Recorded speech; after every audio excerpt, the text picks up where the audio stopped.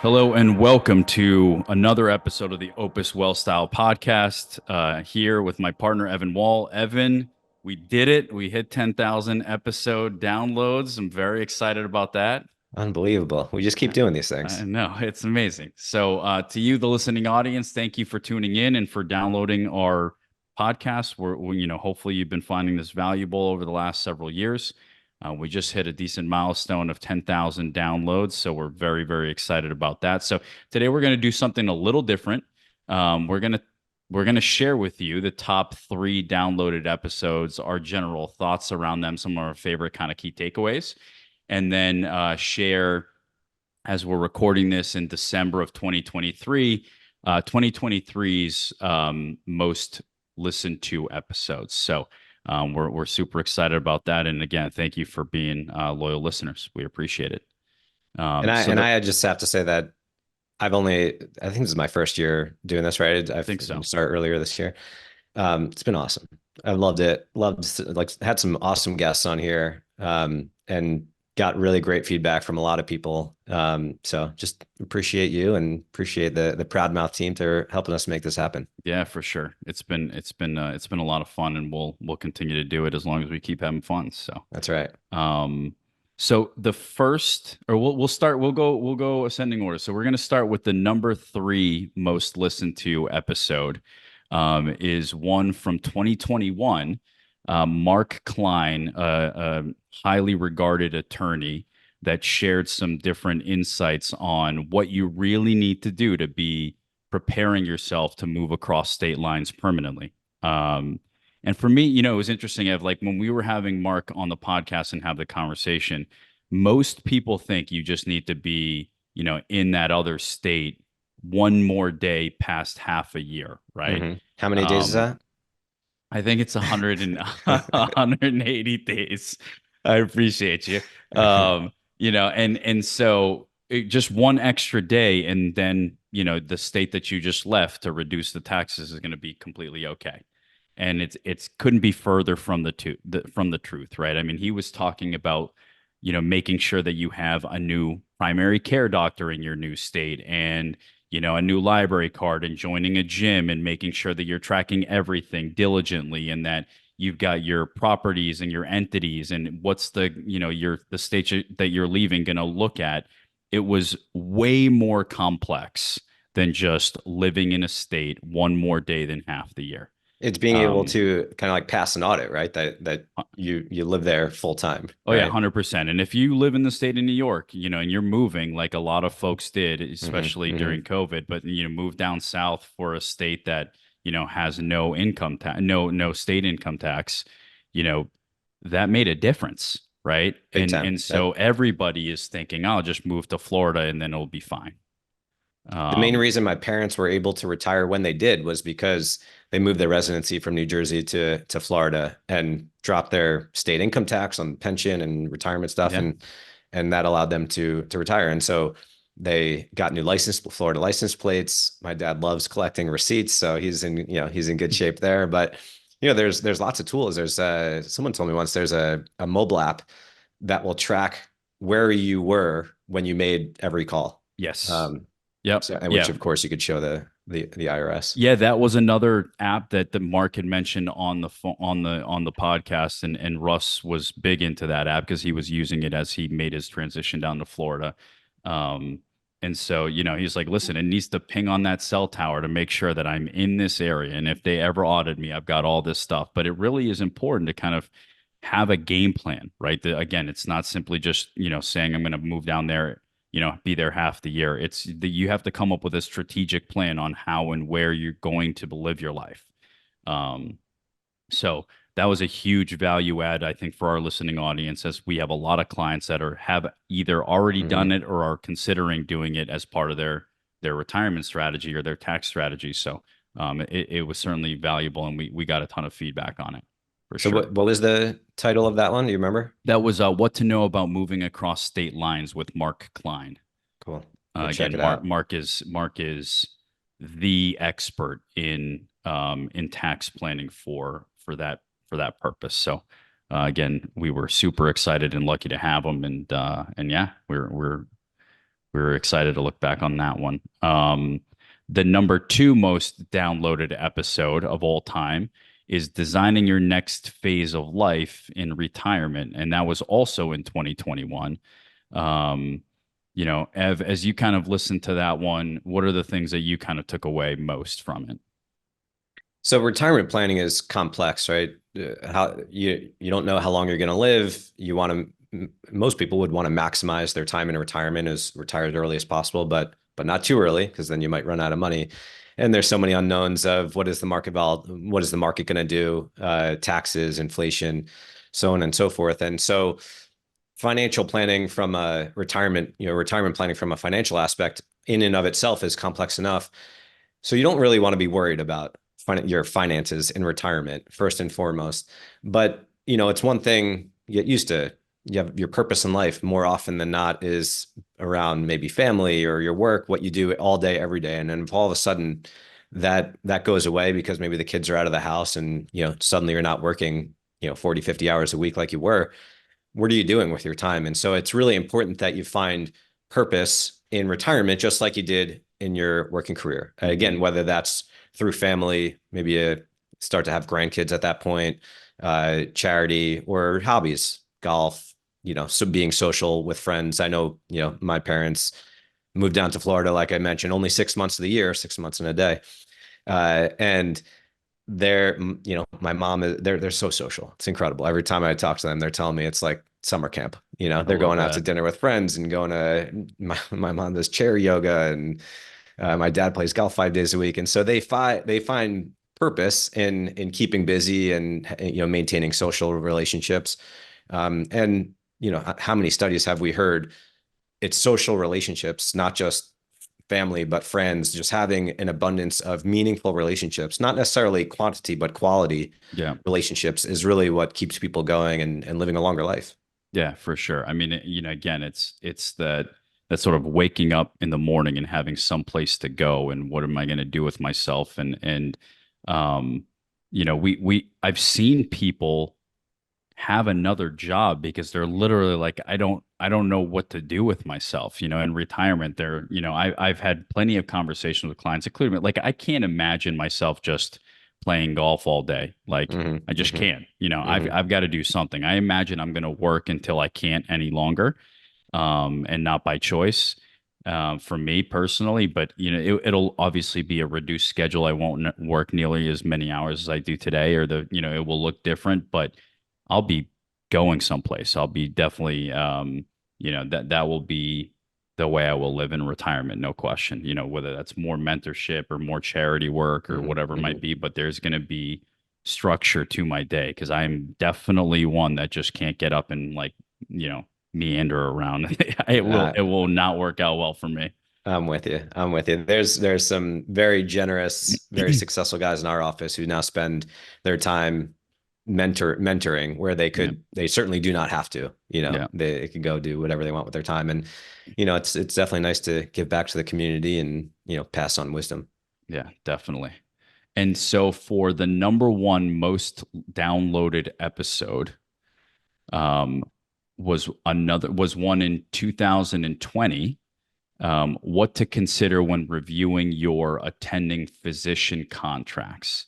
So in that particular episode, we had an attorney come on and share a little bit more about how to how to review a contract specifically for those that are graduating from residency or fellowship and they're about to get that big attending job. What are the big sort of gotchas or nuances inside of a contract that they really need to understand before signing it, or ways that they can kind of again negotiate on their behalf, which was really really valuable. And I think when I looked back on that episode, and I've had conversations with a number of clients that are physicians over the years on this podcast, was the concept of tail coverage. So for those that don't know or haven't had a chance to listen to the podcast, tail coverage is essentially liability insurance that covers you while you are a physician, right?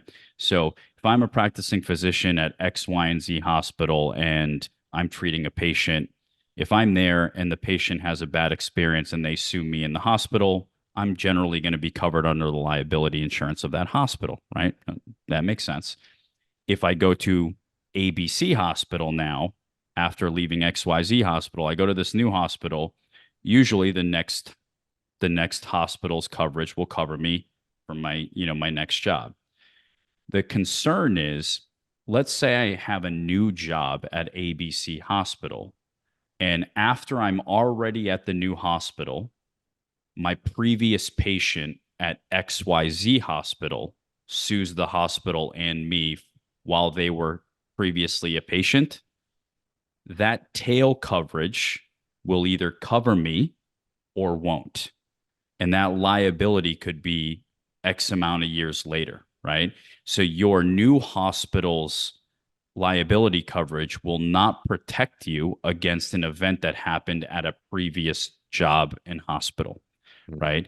So it's very important to understand. She was explaining an incident where she had a physician that this happened to, where he got a new job and a patient sued him in the hospital that he previously worked at. His new hospital didn't cover him. His old hospital didn't cover him. Their tail coverage ended, or their coverage ended as soon as he left the hospital. Mhm. So he was on the hook for that entire lawsuit, That's terrible. right? So the idea is, if your new hospital doesn't provide it or your previous hospital doesn't provide it, you really should consider going and acquiring tail coverage to help you protect against the liability of where you used to work. And again, this is something that you would never think about or Yeah. consider, but it's a big consideration that should be included in How contracts. long do you keep that in force after you leave a previous employer? That's a good question. I'm not really sure. I think it's probably, policy based, but um, yeah, I'm not quite sure. And I don't know what the statute of limitations might look Hmm. like on a previous, patient, right? So at some point you probably aren't liable for somebody you treated 20 years ago. I don't know what that number looks like. Hmm. But and it may depend on each state perhaps, but definitely something to have as part of your considerations. If you are a physician, about to become an attending, acquiring or looking for that tail coverage, because I just think there's so much liability there. Yeah. Um, and you may be completely unprotected and think that, again, you're void of the liability, but it's definitely there. Gotcha. Definitely there. Um, I think the other thing, sort of in general, when looking at those contracts that we talked about, was um, the non-compete, right? So if you most as you're dealing mostly with ad sales executives and sort of marketing. Hmm. If there's a non-compete, right? It's this industry I'm not really allowed to Hmm. work, or maybe they name some specific competitors for a period of time. In the way that the non-compete works in the medical space is it's typically by geography, right? Mm. So you might be like, okay, like there's a X mile radius, but if it's like a 15-mile radius, like all of Manhattan is out of Yeah. out of the picture if you're in a Hmm. large city like Manhattan. The other problem is, as hospital groups continue to get purchased by others, Hmm. how do you know that the non-compete area you were working with was completely fine when you started your contract, but then your hospital just bought six other practices that expanded the reach, and now I can't work, for in this entire state, perhaps, right? Hmm. So just trying to figure out, like, what's that non-compete look like? Can we reduce it down to a particular area so that if I want to go work outside, even if they do continue to hire, or acquire, excuse me, outside of that space, can I work? So those are like the key pieces that I think people don't even negotiate, and they don't have anything to do with salary or Hmm. call Hmm. or bonus. It has nothing to do with the compensation. It's more about, like, what happens when I want to leave this place, Hmm. you know? So for me, those were like my big key takeaways from that podcast, for sure. For sure. Um, as we kind of pivot, right? And again, we're wrapping up 2023 here. We want to have a conversation about our top three favorite episodes from this year. And I know this one was particularly exciting for both of us because Tom Hegna's a legend.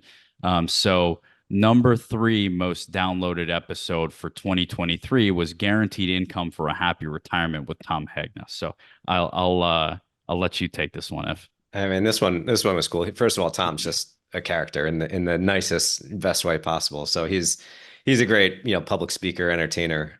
So you could, it's easy to listen to him. But so many great insights. I mean, the fact that people with with more guaranteed income actually statistically live longer. I mean, isn't that incredible? It's wild. That the relationship between guaranteed income, whether it's from pension, social security, annuities, whatever, the more guaranteed income you have, the longer you're likely to. Now, I'm sure there's many reasons that go into that. One of the funny ones that Tom mentioned was these people just want to get their money's worth, right? So maybe they're fighting a little harder to stay active. I don't know how true Yeah. that is, but they're people are staying active and staying happy. And so, listen, life is too short, and if you could make retirement work financially and be happy at the same time, I mean, that's kind of the end goal, right? Yeah, absolutely. And again, he's provided so much great insight on retirement income over the years, and some of it is just, very, it's all fact based and very logical, but he definitely adds like a pleasant, happy spin to it. Because the idea is to actually not just have a retirement where you don't run out of money, but a happy retirement, Yeah.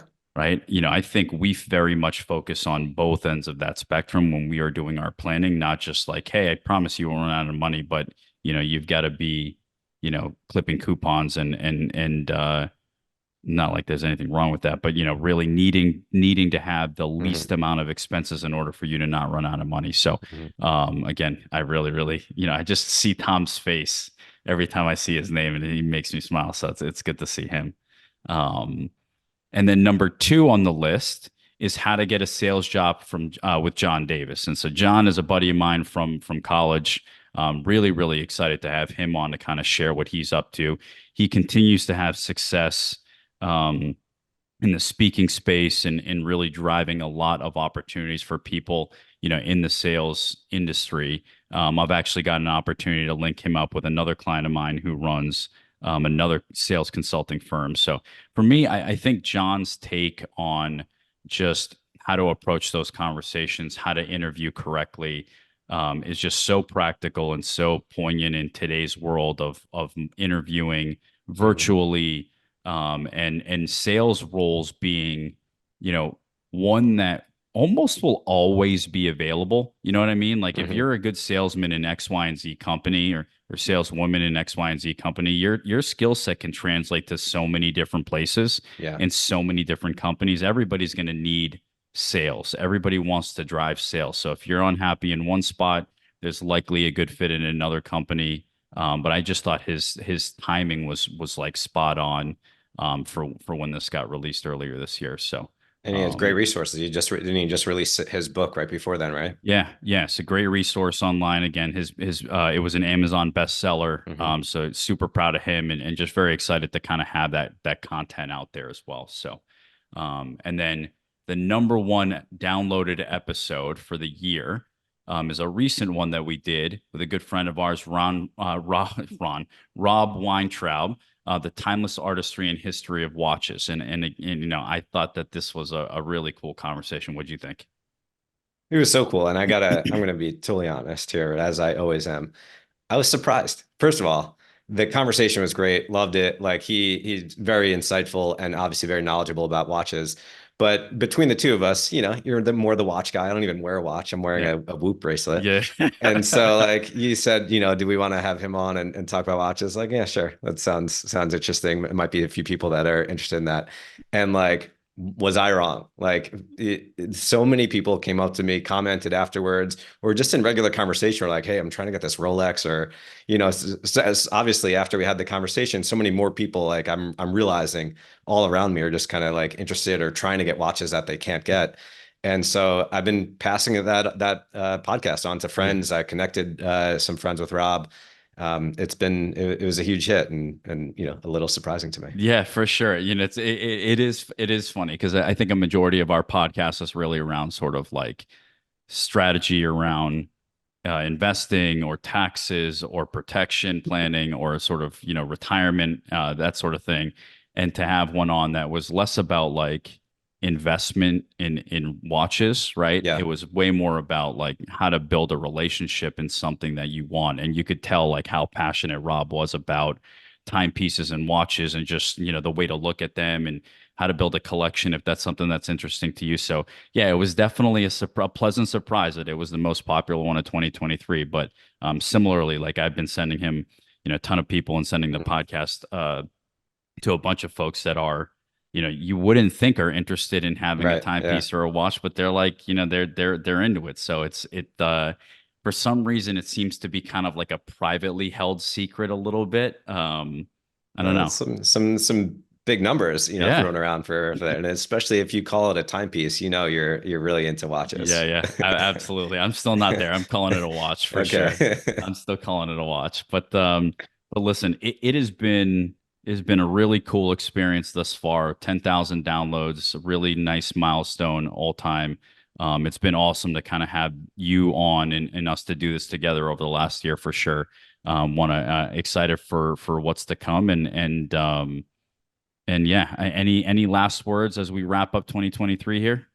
So I just want to shout out a couple of ones that I really love that Yeah, weren't yeah. on the top three all time and That's a this good. year. That's a good point. Yeah, let's do that. Um, One of them was I forget the name of it, but it was we had Chalmers Brothers on to talk about his book. I'm holding it here. Leadership Excellence, Language and the Pursuit of Leadership Excellence is, as I said on the podcast, probably the best book I've ever read on leadership, communication, language.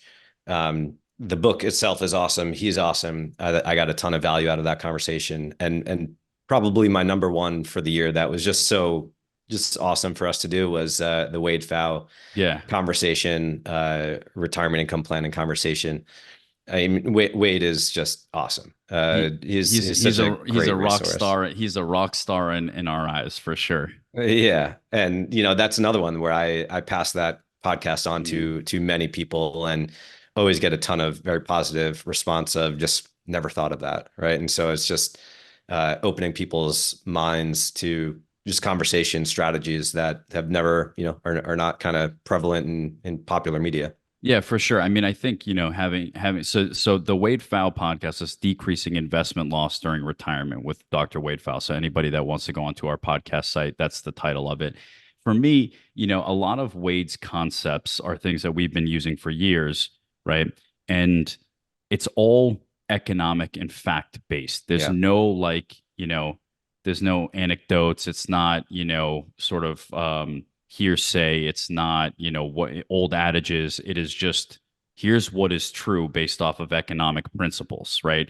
And I think for me, that's the only place to live whenever we're giving advice to clients, right? It's got to be fact based. It's got to be based on economics and not opinion. And I think that's one of the things that he does really well. Um, so I totally agree. I think that was one of my favorites. And then the Chalmers brothers, apologies, his name is tough for me to it's say. tough. Yeah. Um, the title of that one was How Effective Conversations Build Great Business Leaders. Hmm. So that was a great one. I think for me, one that was surprising when I looked back at it was the conversation that we had with Russ on how Hmm. to raise responsible, good kids in a house of where or in a home where they're not going to sort of want for anything, right? Yeah. Or need for anything, excuse me, right? So, um, and just his approach to raising his three kids and how you instill values when they know that they're not going to have to worry about how they're paying for bills, you know Yeah. what I mean? and Yeah. and for me, um that is incredibly important. And as Mia is about to turn two, and we're about to have a second one, um, or maybe people shouldn't be finding out Well, it's too on the late now. podcast. So maybe we'll scratch that. But Congrats. yeah, maybe we'll scratch that part. But as we're Mia is about to turn two here, we're sort of looking at this and saying, she's now becoming a little person, and how do I make sure Mm. that I raise her in a way that she's not completely spoiled. I was texting Russ last night and I sent him a funny picture because she gave me like this hilarious face. And Russ is like, dude, what do you expect? You gave her, like a Q8 little car for Christmas last year that she's driving around. And I was like, by the way, she has two of them because my brother-in-law Oh my gave her one God. too, you know? So, You posted a um, picture on Instagram yesterday of yeah, drinking a $17 yeah, smoothie. smoothie, right? So it's like, it's like how do we give these kids, Yeah, what we want to give them, not what they need, but what we right. want to give them, and sort of that for me was a big one, and I've learned so much from Russ over the years in our conversations, but that was big. I totally Yeah, agree. I reference that one all the time. Actually sent that episode to Lori, my wife, yeah, which she doesn't listen to this podcast, but she enjoyed that one. And we actually, we had a really great, productive conversation about how we want to raise our kids and what steps we can do to make sure that, they're not spoiled little kids, even though they're going to grow up in and not want for anything. Like you yeah, said, they've got lots of toys. But we're going to make sure that they're doing their chores. They're going to get jobs as soon as they're able to. They're still a little young, but so many great insights into that one. I really like that one. yeah, for sure, for sure. Well, again, to you, the listening audience, we really, really appreciate you being loyal to us and for subscribing. Please continue to do so. Pass this on to those that you think will get some value from it. We're really excited to continue to provide you some content, and make sure you reach out to us if there's something you want to learn about or have us discuss on the podcast that we haven't yet, or something you want us to expand on. We're happy to do so, and this is for you. So let us know if you want us to do something a little different. Yeah. Check out our YouTube channel. Follow us on Facebook, LinkedIn. We're all over the place. All over the place. Well, Evan, man, it's been a great time this year, and I'm excited to continue to partner with you on this. And again, to you, the listening audience, thank you so much.